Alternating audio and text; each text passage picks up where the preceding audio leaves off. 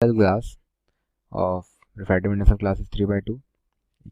Equiconvex lenses of focal length f are kept in contact. The space between the two lenses is filled with water. Refractive index of water is 4/3. The focal length of the combination is, so हमें इस combination का focal length निकालना है. Two identical glass, okay. So equivalent focal length निकालना है हमें इस combination के लिए. दो इक्विकॉन्वेक्स लेंसेज के बीच में वाटर डाल दिया गया है. तो हमें पता है formula.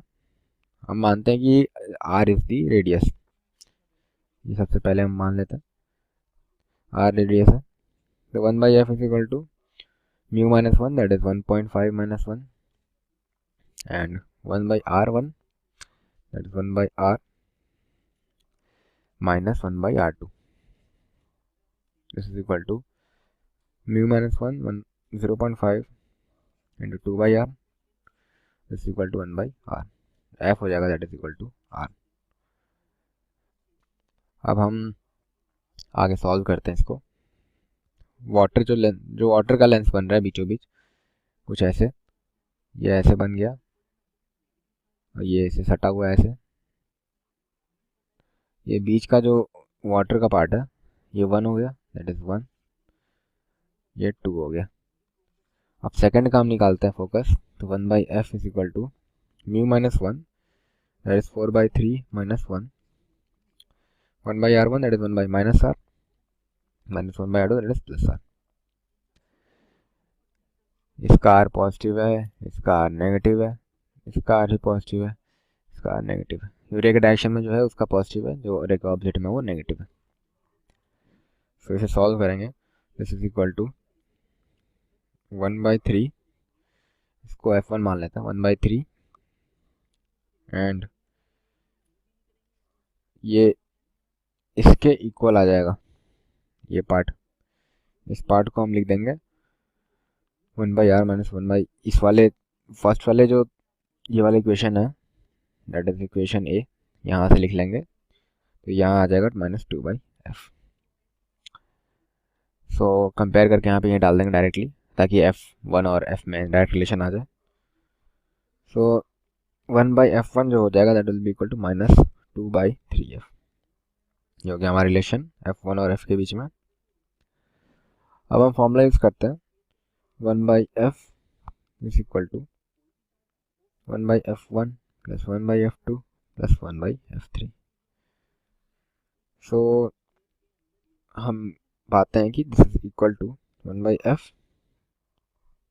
Plus 1/f, because focal length तो इन दोनों दो लेंस के लिए सेम ही होगा, 1 और 3 के लिए सेम ही है. तो ये थर्ड वाला भी उसके लिए भी 1 के बराबर है. Focal length of 1 is equal to focal length of 3, दोनों सेम ही तो हैं.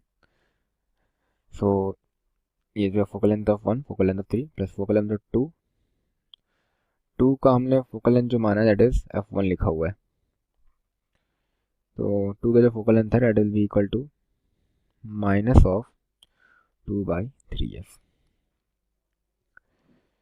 सो इसे सॉल्व करते हैं. This is equal to 3f, 3 minus 2, this is 4/3f. 1/f is equal to 4/3f.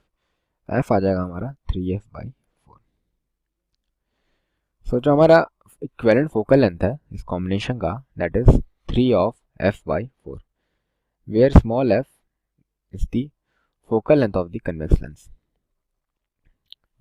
Convex lens का focal length that is f.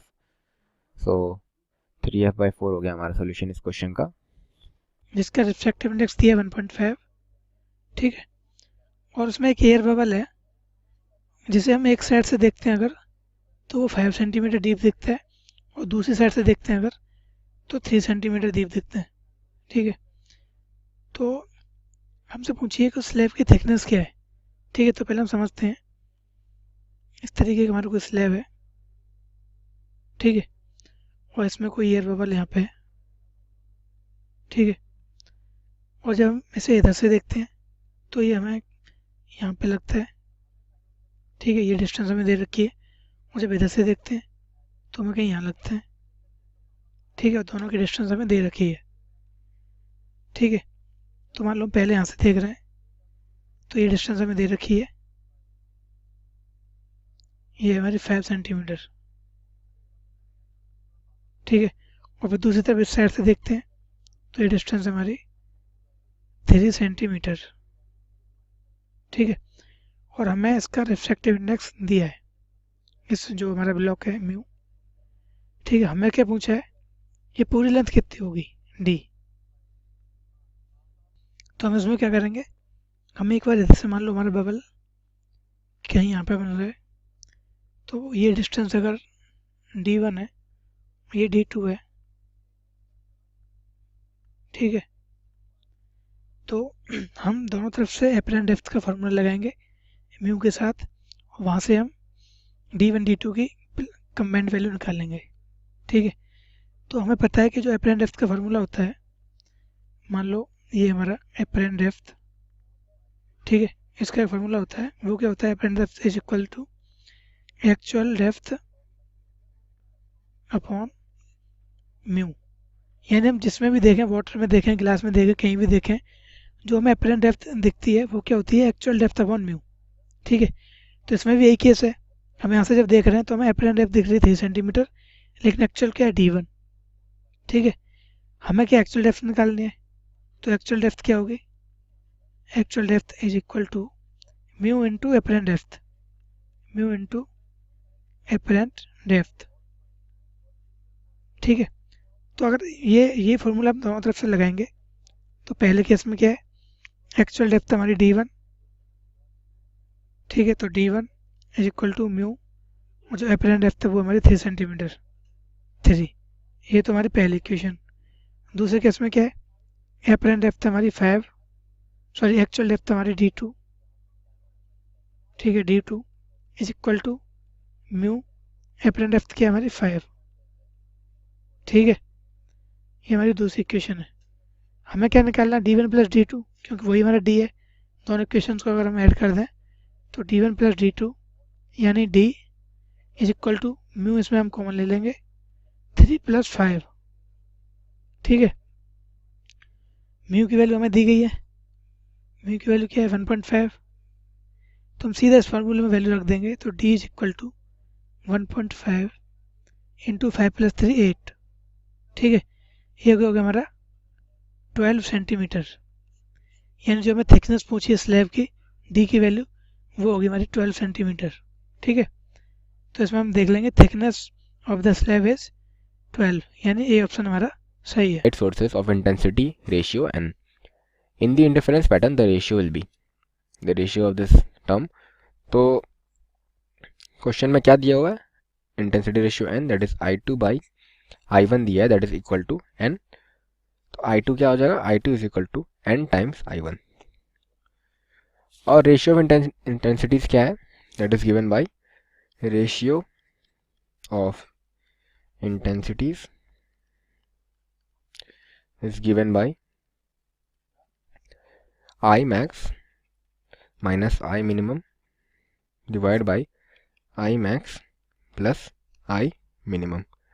ये क्या हो जाएगा, that will be equal to root under I2 plus root under I1 का whole square divide by root under I2, sorry root under I2 plus root under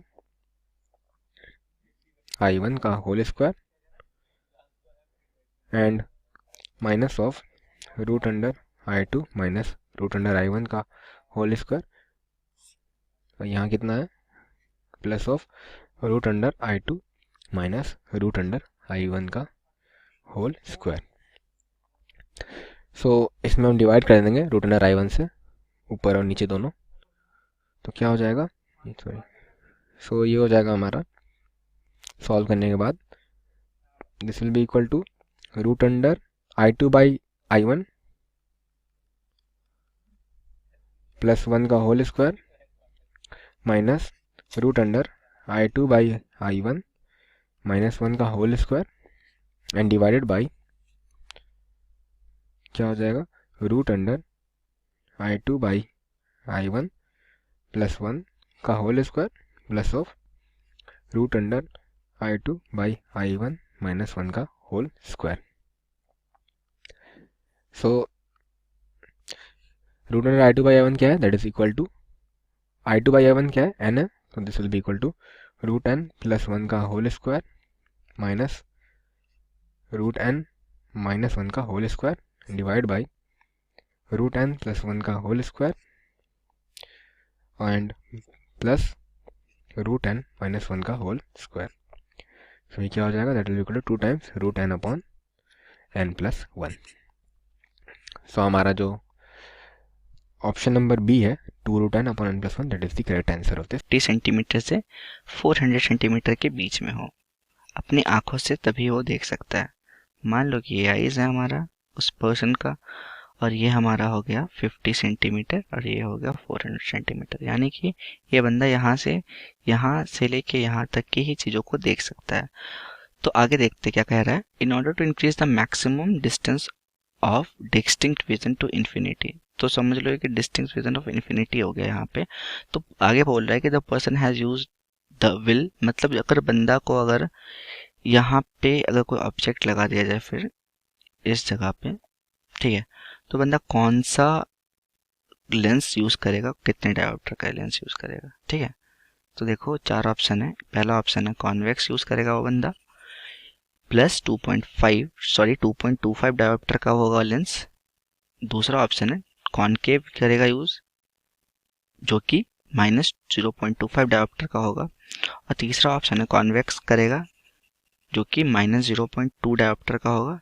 या चौथा option है convex करेगा, जो कि प्लस 0.15 डायोप्टर का होगा, ठीक है। तो देखो बंदे की आंख यहाँ है और यहाँ पे एक लेंस है, तो बस क्या होगा, ये 50 मीटर से लेके यहाँ से 400 मीटर की दूरी तक ही दिखता है। तो कोई ऑब्जेक्ट को यहाँ पे ला दिया जाए तो बंदे को कौन सा लेंस यूज करना पड़ेगा। तो हमारा यू तो देखो दे रखा है क्वेश्चन में डायरेक्टली कि वो इन्फिनिटी हो गया, ठीक है। और वी हमें कितना दे रखा है, ठीक है, वी हमें दे रखा है 400, सिंपल है, ठीक है। तो अभी हम क्या करना है कि हमें एफ निकालना है यहाँ से। तो एफ कैसे निकलेगा, मिरर फार्मूला के या फिर लेंस फार्मूला, कौन सा यूज करेगा बताओ। हम यूज करेंगे 1/f is equal to 1/v minus 1/u। तुम लोगों को पता ही होगा ये तो। वैल्यू हमें किसकी दे रखी है, देखो v की वैल्यू दे रखी है 400, ठीक है। तो क्या करेंगे, यहाँ पे पुट करेंगे 1/-400, क्योंकि ये जो है लेंस के लेफ्ट साइड में सारा कुछ हो रहा है काम, ठीक है। ये हो गया -1/∞, क्योंकि यहाँ पे भी माइनस होगा क्योंकि लेफ्ट साइड हो रहा है काम। तो यहाँ से 1/f की वैल्यू हमारी आ जाएगी 1/-400 प्लस 0, ठीक है। तो 1/f तो आ गया बच्चों। अब हमें क्या निकालना है, हमें निकालना पड़ेगा कि पर्सन हैज यूज कौन सा, मतलब 1/f आ गया -400, तो हम निकालेंगे पावर, ठीक है। देखो पावर निकालने के लिए क्या करना पड़ेगा, हमें 100/f कर देना पड़ेगा, यानी उसका रेसिप्रोकल कर दिए, तो क्या हो गया 100/-400, ठीक है। तो ये क्या आ जाएगा -0.25 डायोप्टर। क्यों हो गया है अब ये माइनस, क्यों है, क्योंकि ये कॉनकेव है। तो कॉनकेव में हमेशा माइनस होता है, और लेंस की जो वैल्यू आ गई कितनी आ गई -0.25, और ये कॉनकेव। तो चलो ऑप्शन की तरफ गौर करते हैं। तो -0.25 and concave is option number 2 is the correct answer. तो पर्सन कौन सा यूज करेगा, लेंस कॉनकेव और -0.25, ठीक है। So thank you for watching. I hope you understand the concept. Immediately in front of lens of focal length 60 centimetre, ठीक है। आपको यहाँ पे इसका फोकल लेंथ दिया हुआ है, ये है 60 सेंटीमीटर, ठीक है। और इसमें क्वेश्चन में आगे बोला गया है कि the aperture is illuminated normally by the parallel beam of wave length 5 × 10⁵ centimetre, यानी कि आपको लैम्डा का वैल्यू जो दिया हुआ है वो है आपको 5 × 10⁻⁻5 सेंटीमीटर, ठीक है। और बोला हुआ the distance of the first dark band of the diffraction pattern from the centre of the screen, ठीक है। तो इसकी अगर मान लेते हैं कि ये स्क्रीन है, ठीक है, ये स्क्रीन है और इसका जो है सेंटर पैटर्न जो है यहाँ पे बन रहा है, ठीक है। तो इसके लिए फ्रिंज विड्थ बीटा का यहाँ lambda capital D upon small D होता है, ठीक है। तो यहाँ पे जो है एफ इज इक्वल टू, इसी को तो बोलते हैं कैपिटल डी, ठीक है, आपको स्मॉल डी का वैल्यू दे के रखा है 0.02 सेंटीमीटर। तो अब बस कुछ नहीं है, यहाँ पे आपको वैल्यू पुट करना है और आप आंसर फाइंड हो जाएगा। ठीक है, देखिए क्यों ये बीटा हम लोग यहाँ पे वैल्यू निकाल रहे हैं, क्योंकि the distance of the first dark band of the diffraction pattern from the centre, मान लेते हैं कि ये डार्क बैंड है, यहाँ पे फिर क्या आता है आपको ये लाइट बैंड मिलेगा, ठीक है, ब्राइट बैंड मिलेगा यहाँ पे, और ये क्या होगा, डार्क बैंड होगा। तो distance of the dark banned from centre fringe, तो ये कितना होता है आपको, lambda capital D upon small D होता है। ठीक है, तो चलिए यहाँ पे वैल्यू जल्दी से पुट कर लेते हैं और आंसर फाइंड करते हैं। ठीक है, तो बीटा इज इक्वल टू आ जाता है 5 × 10⁻⁷। ठीक है, ये आपको -5 है तो आप मीटर में कन्वर्ट करोगे तो -7 हो जाएगा, इंटू 60। ठीक है, इंटू 60 अपॉन 2 × 10⁻⁻2 इंटू 10⁻⁻2 हो जाएगा। ठीक है, अगर यहाँ पे आप कैलकुलेट